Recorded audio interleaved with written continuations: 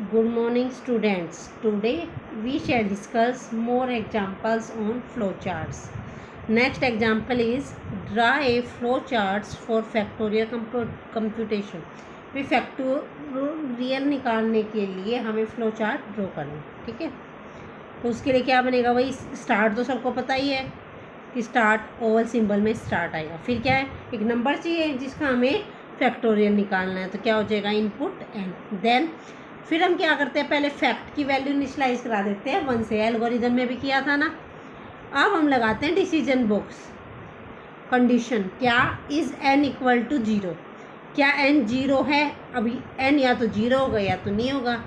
अगर है तो, अगर यस, अगर है तो प्रिंट कर दो फैक्ट की, क्योंकि 0 फैक्टोरियल 1 होता है, प्रिंट फैक्ट यानी कि 1 वैल्यू आ जाएगी एंड स्टॉप, ठीक है।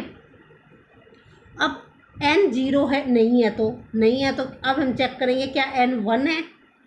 अगर है तो फिर से प्रिंट फैक्ट करा दो, क्योंकि 1 का फैक्टोरियल भी क्या होता है 1।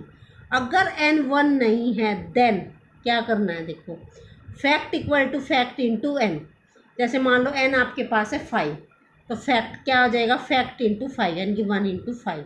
फिर n equal to n minus 1, n में एक वैल्यू माइनस कर दो तो n की वैल्यू होगी 4। फिर क्या करना है, n equal to n minus 1 करने के बाद दोबारा से ही चेक करो, n 1 आ गया, नहीं अभी नहीं आया, n तो 4 आया, नहीं आया तो क्या आ गया, फैक्ट आ गया। फैक्ट की वैल्यू 5 होगी थी ना, तो 5 इंटू 4। इसी तरह फिर n क्या हो जाएगा 3, फिर से वापस गया, n 3 है, नो मतलब 1 नहीं है, तो फिर फैक्ट क्या हो गया 5 इंटू 4, तो हमारा ऑलरेडी आ गया था, ये हो गया 5 इंटू 4 इंटू 3। फिर n क्या हो जाएगा 2, फिर से वहाँ जाएगा, n 1 नहीं है, तो फैक्ट की वैल्यू थी 5 इंटू 4 इंटू 3, तो अब कितनी होगी 5 इंटू 4 इंटू 3 इंटू 2। फिर n आ गया 1, यस 1 आ गया ना, 1 आ गया तो प्रिंट फैक्ट, तो 5 इंटू 4 इंटू 3 इंटू 2 कितना हो गया 120 वैल्यू ये प्रिंट कर देगा, ठीक है। और लास्ट में तो हमें क्या करना है, सारे कमांड में स्टॉप ओवल शेप में, ठीक है। Now next example is draw a flow chart to find the roots of a quadratic equation. हमें एक क्वाड्रेटिक इक्वेशन के रूट्स निकालने हैं, उसका फ्लो चार्ट ड्रॉ करना है। Let us draw it. सबसे पहले वही start, then input coefficient of quadratic equation. हाँ जी, क्वाड्रेटिक इक्वेशन के कोफिशिएंट चाहिए ना हमें, A X square plus B X plus C के, तो ए बी सी पता होनी चाहिए। तो input coefficient of quadratic equation, then read A B C. उसके बाद हमें क्या निकालना है, डिस्क्रिमिनेंट। तो disc equal to B square minus 4ac। Discriminant निकाल लिया। अब हम निकालेंगे डिसीजन बॉक्स, यानी कि कंडीशन चेक करेंगे। इस डिस्क्रिमिनेंट इक्वल टू 0, ये हमेशा ध्यान रखने आपको, इनकी शेप स्टार्ट की ओवल शेप होगी, इनपुट आउटपुट के लिए क्या होगी पैरेललोग्राम।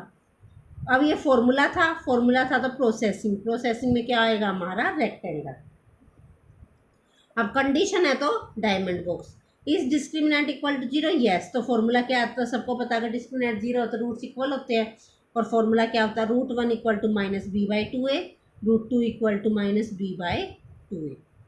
अगर नहीं है तो चेक करेंगे क्या डिस्क्रिमिनेंट ग्रेटर देन 0 है, वो या तो होगा या तो नहीं होगा। अगर है डिस्क्रिमिनेंट ग्रेटर देन 0 तो रियल रूट होंगे, तो √1 का formula minus B plus root discriminant by 2a, यही होता है ना। और रूट सेकंड क्या हो जाएगा minus B minus under root discriminant by 2a। और अगर डिस्क्रिमिनेंट 0 नहीं है तो क्या होगा,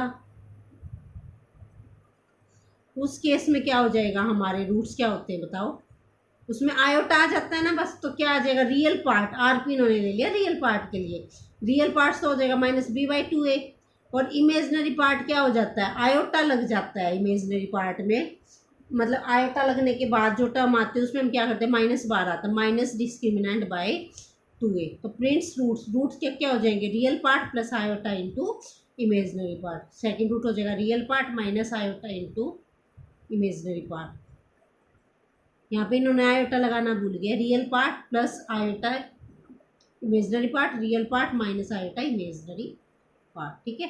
और फिर क्या कर देंगे, इसके बाद स्टॉप, ठीक है, ये प्रिंट करा लेंगे हम, ठीक है। तो बिल्कुल सिंपल है, बस ये फॉर्मूले लगाने हैं। बस आपको अगर ये बॉक्स की शेप पता चल गई फिर आपको दिक्कत नहीं आनी। अब जैसे नेक्स्ट एग्जांपल है, draw a flow chart to check whether a number is prime और नॉट। हमें एक फ्लो चार्ट ड्रॉ करना है ये चेक करने के लिए कि नंबर प्राइम है या नहीं है। तो स्टार्ट किया, इनपुट है पॉजिटिव इंटीजर ग्रेटर देन 1, क्योंकि प्राइम नंबर 1 से बड़ा होता है, तो एक नंबर एंटर कराना है हमें जो ग्रेटर देन 1 हो।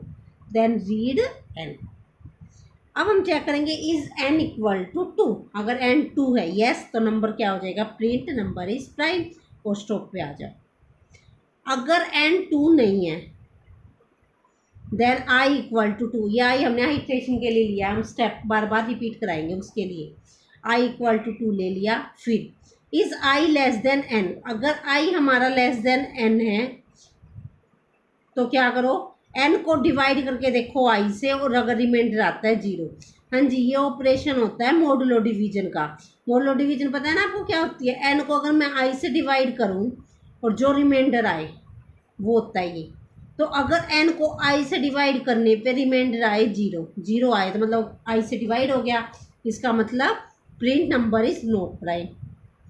ठीक है, और अगर n को i से डिवाइड करने पे 0 नहीं आता है तो फिर i में क्या कर दो, i प्लस 1, i में एक ऐड कर दो। देखो i को हमने 2 माना है, फिर i कितना हो गया, 3 हो गया। फिर दोबारा वहीं जाओ, अब दोबारा वही गए, दोबारा वही गए, वहाँ गए। अब i लेस देन n है, हाँ लेस देन n है, बिल्कुल है। जैसे हम कोई एग्जांपल लेके चलते हैं, सपोज करो हमें 15 चेक करना है, 15 चेक करना है तो 15 प्राइम है या नहीं है। उसके लिए हमने क्या किया, i इक्वल टू 2 ले लिया, i लेस देन 15 है, हाँ जी 15 से लेस है। i को 15 से डिवाइड करने पे, i हमारा 2 था, 15 से डिवाइड करने पे रिमाइंडर 0 आ रहा है, नहीं आ रहा, नहीं आ रहा, तो क्या करेंगे, i में i प्लस 1 कर देंगे। तो i की वैल्यू 2 थी, 2 प्लस 1 क्या होगी, 3, वापिस वहीं चले जाओ, चले गए। Is i less than n, yes, क्योंकि 3 तो लेस देन 15 है। Is n divided by i is equal to 0, 15 को 3 से डिवाइड करेंगे 0 आ रहा है, yes print number is not prime. ठीक है, अब ऐसे एक प्राइम लेके चेक करते हैं। मानो हमने ले लिया 7, 7 के लिए कैसे करेंगे, i equal to 2, yes i less than n, 2 less than 7 है, यस। तो क्या हो गया हमारा, 7 को डिवाइड करके देखेंगे, 2 से रिमाइंडर आया 0, आया या नहीं आया, नहीं आया। तो i में क्या कर दिया, i प्लस 1, i की वैल्यू होगी 3, फिर से आ गया 3 लेस देन 7 है। अब 3 लेस देन 7 है, फिर से डिवाइड करके देखेंगे 7 को 3 से, 7 को 3 से डिवाइड करा, रिमाइंडर 0 आया या नहीं आया, नहीं आया, फिर से यहीं चले जाओ, i हो गया 4, फिर हो जाएगा i 5, फिर हो जाएगा 6, फिर i हो गया 7। अब 7 लेस देन n है, 7 लेस देन 7 है, यस, नो 7 लेस देन 7 नहीं है, तो इसका मतलब नंबर इज क्या है हमारा, प्राइम। और फिर क्या कर देना हमें, स्टॉप। तो ये ध्यान से देखना आप फ्लो चार्ट एक बार, और कोई प्रॉब्लम हो तो आप पूछ सकते हो, और इसको ध्यान से देखना है। ठीक है, बस ये हमारे फ्लो चार्ट्स के एग्जाम्पल है।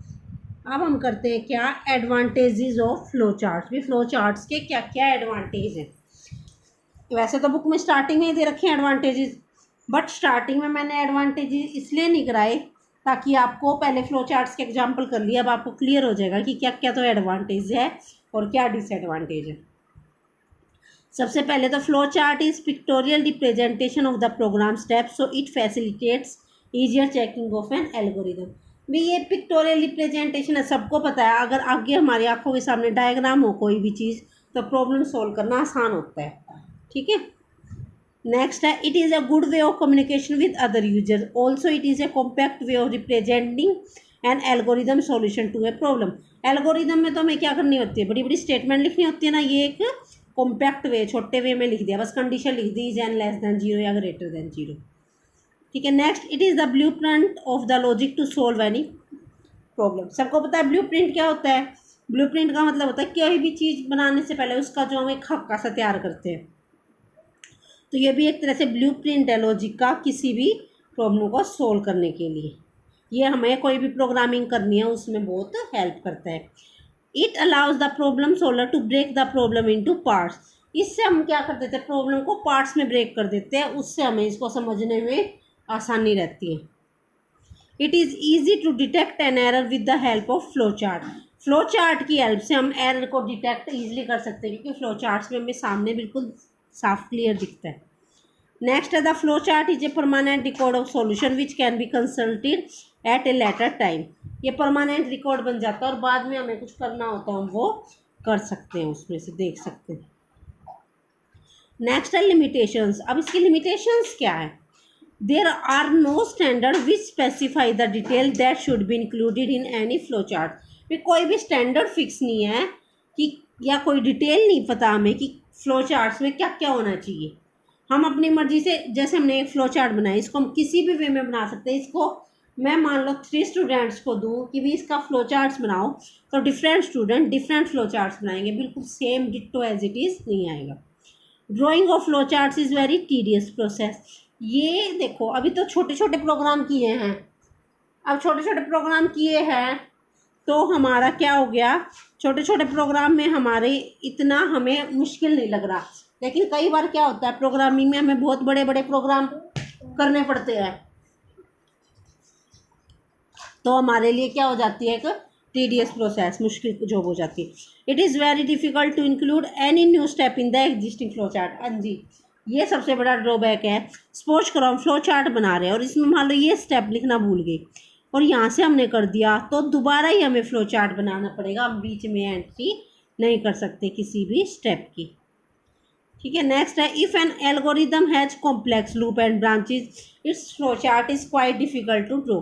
हाँ जी, अगर हमारे पास बहुत सारी लूप्स और ब्रांचेज है, जैसे मैंने ग्रेटेस्ट ऑफ 3 नंबर्स निकाला, अब ग्रेटेस्ट ऑफ 3 नंबर तो ईजिली निकाल लिया, अगर ग्रेटेस्ट ऑफ 5 नंबर्स निकालना है, 10 नंबर्स निकालना है, तो ये वाला जो हमारा फ्लो चार्ट बनाना कितना मुश्किल हो जाएगा।